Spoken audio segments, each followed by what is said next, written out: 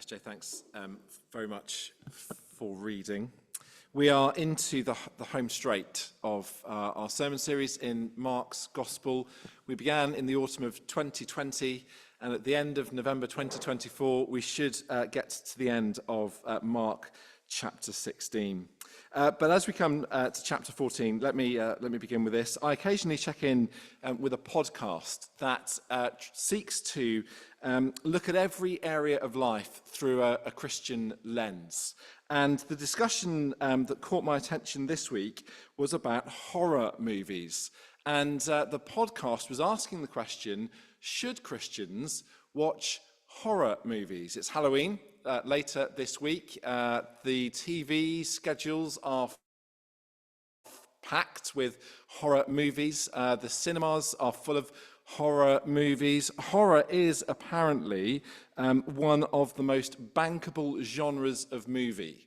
If you want to make a movie that's going to make some money, make a horror movie, because they're very low budget and easy to make, and they tend to generate a lot of money. The discussion involved two people, both professing Christians, one of whom has recently started to make and direct horror movies. And the discussion went kind of back and forth about all sorts of questions, and I won't tell you what the answer is. But they made one comment in the podcast that stuck with me. They said, a horror movie is defined as any film that consistently creates an atmosphere of dread.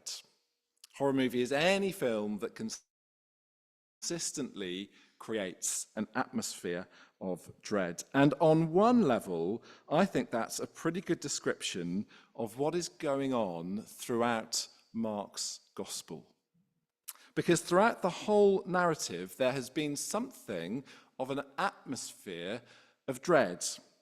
Because from very early on, the death of Jesus has been in view. As far back as chapter 3 and verse 6, we hear that Jesus is a marked man, that the religious leaders are trying to find a way to kill him. Then from the end of chapter 8 and through chapters 9 and 10, Jesus has said 3 times that he is on his way to Jerusalem to die.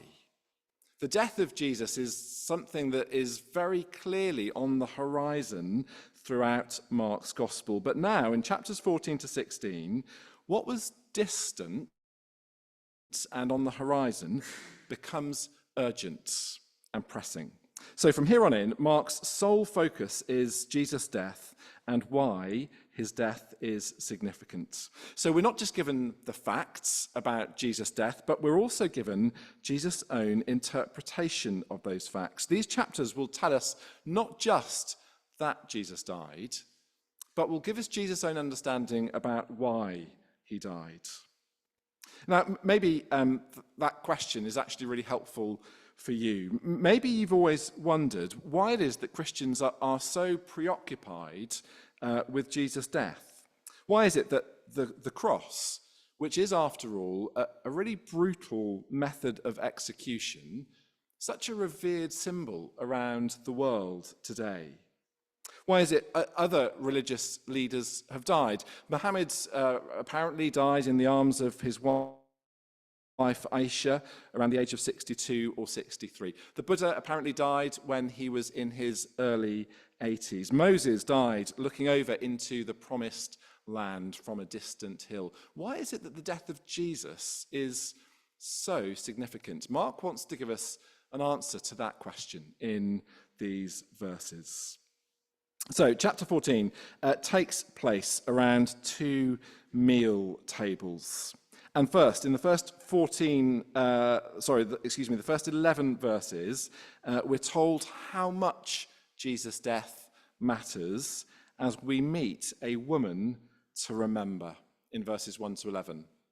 So, verses 1 to 11, a woman to remember. Now, we mustn't miss the shock of this story. Jesus is eating at the home of Simon the leper. In the part of Wales where I grew up, people were given given the names of their occupation. So Vic the train was a train driver.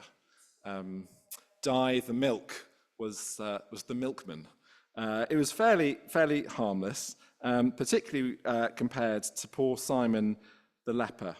Because to be Simon the leper is a much more troubling name.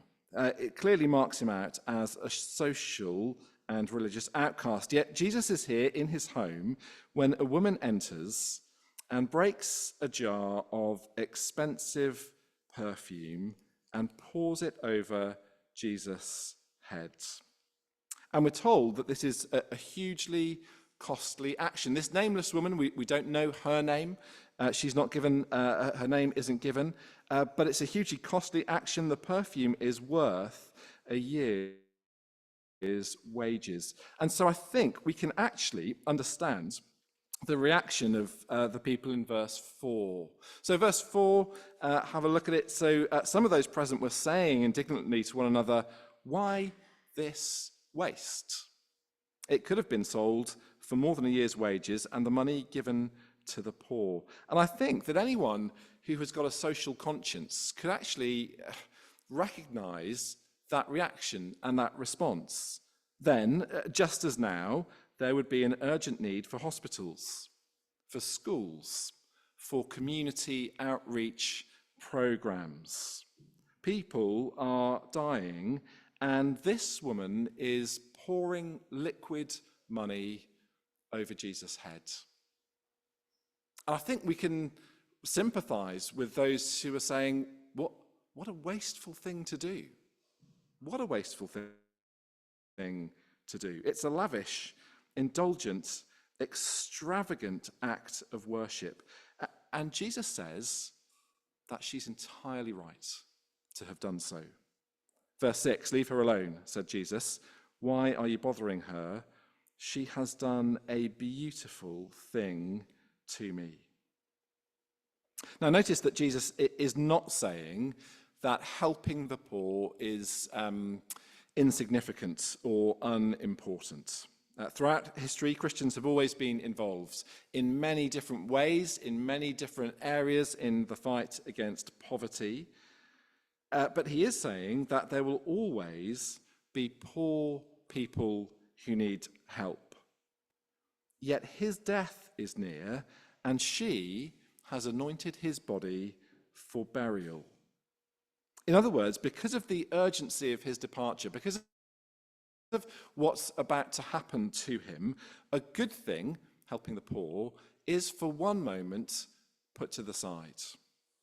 She has grasped that this act of worship is much more important. Let me try to illustrate it a bit like this, and I might need to ask forgiveness at home afterwards. But yesterday, we, in the afternoon, our children have just started the school half-term, and I thought it would be a good thing for us to get out together as a family, to go for a walk, to get to know, we've just moved house, so to get to know our new area a little bit.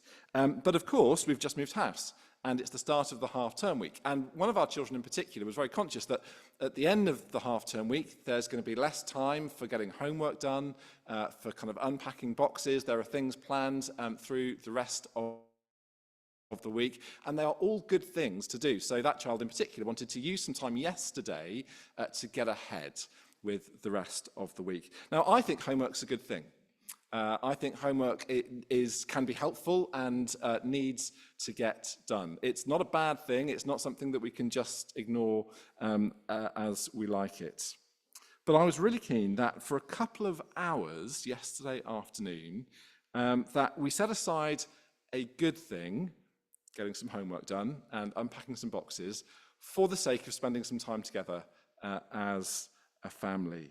For the moment, we were going to put something good aside for the sake of something better. That's a very trivial example of what is going on here in Mark chapter 14. A good thing, helping the poor, is set aside for the sake of a better thing, recognizing the importance of Jesus' death.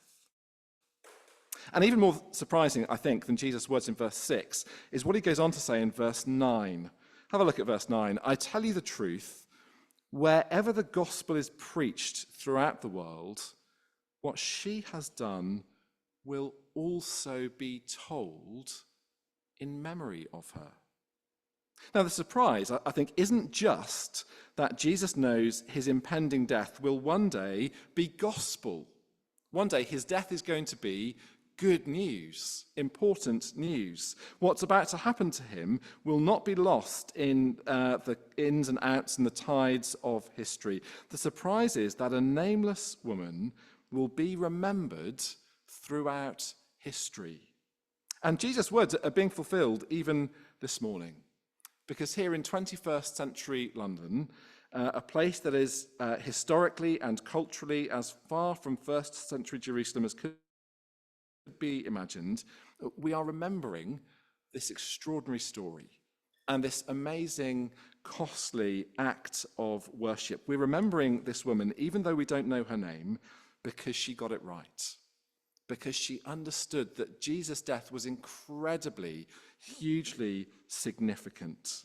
And so she worshipped him in response.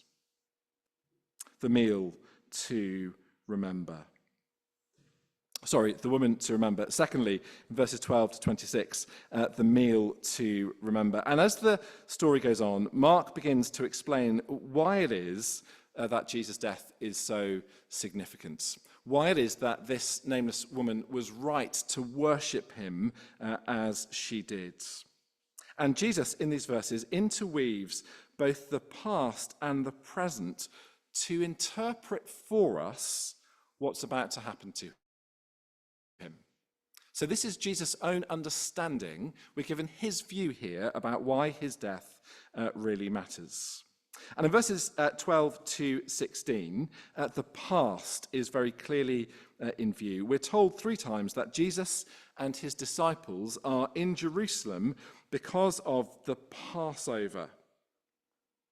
It's the Passover celebration, the Passover festival, is a normal part of Jewish culture and practice with roots deep in history, because the festival remembers the time when God's people are enslaved in Egypt and he is going to miraculously rescue them.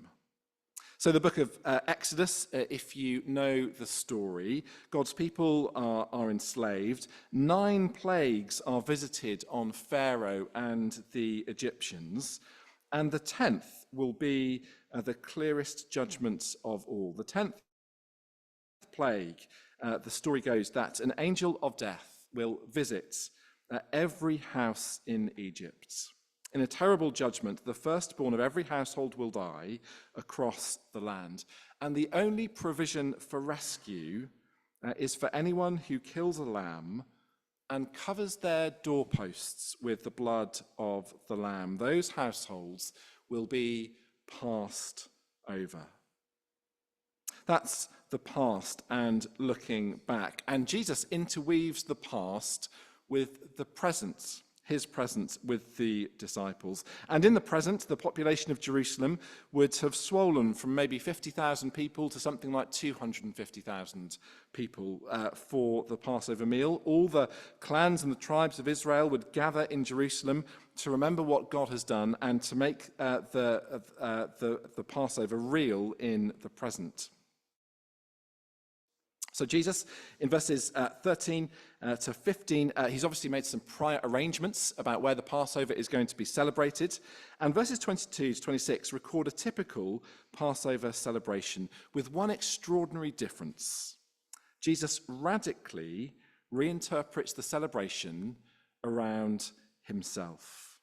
He celebrates, as it were, a normal Passover meal. All the usual kind of bits and pieces are there.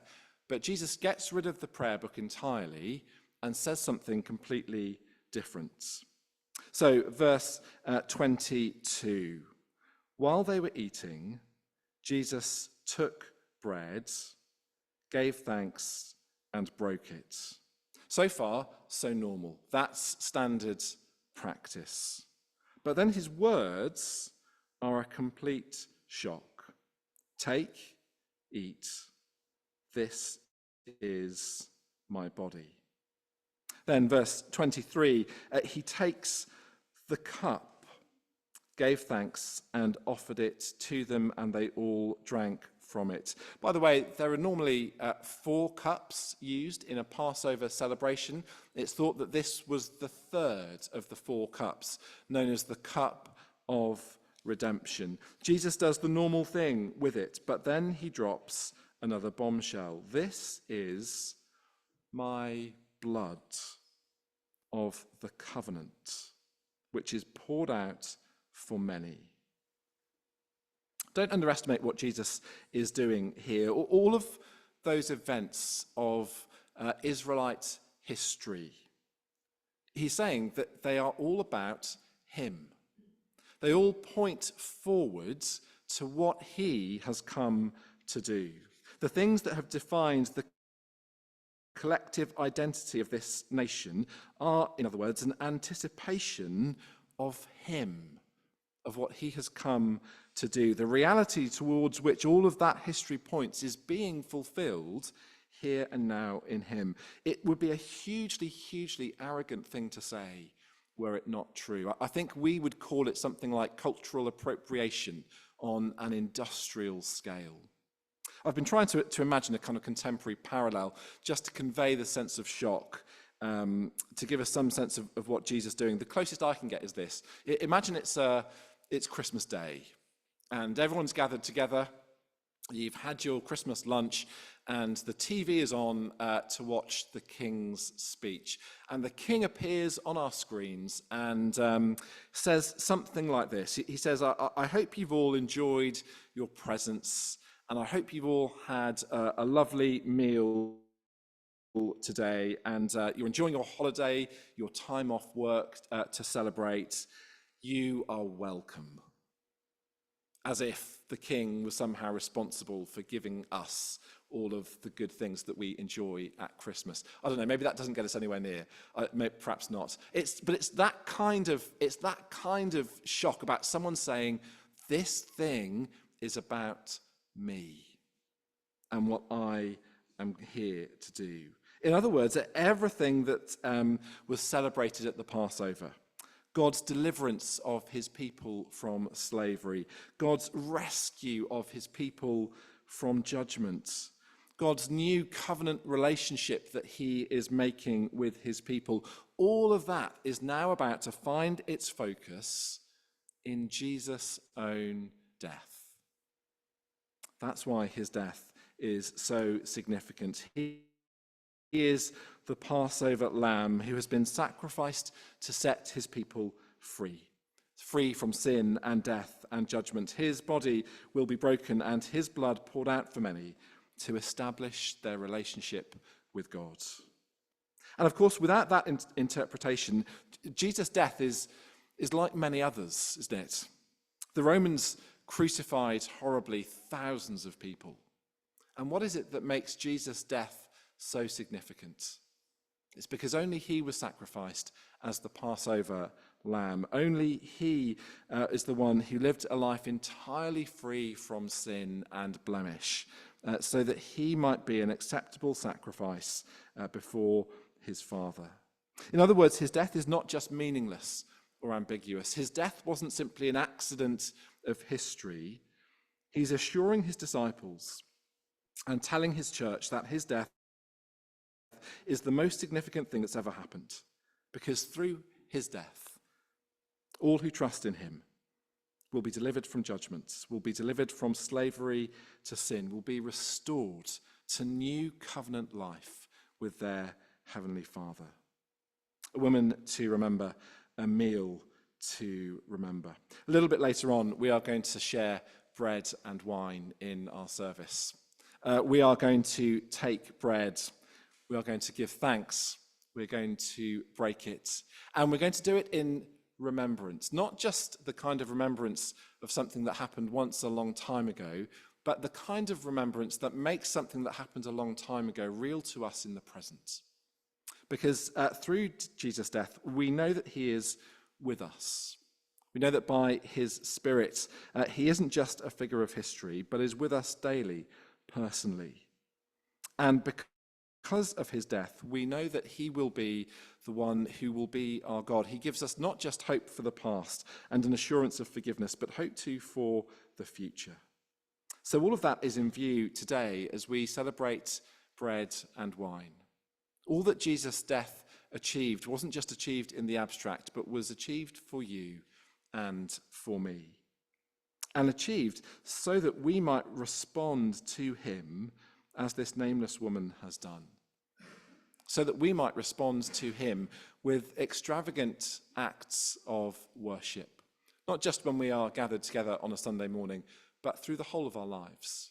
So that, in fact, our whole lives might be offered to him as an extravagant, lavish, indulgent act of worship. She has done a beautiful thing to me because she has recognized that here is the Lamb of God who takes away the sin of the world. Let me pause there. I'm going to give us a moment just to reflect, maybe to ask the Spirit to lay his hand particularly on one thing that we have covered this morning, and then I will pray. Let's take a moment of quiet as we reflect.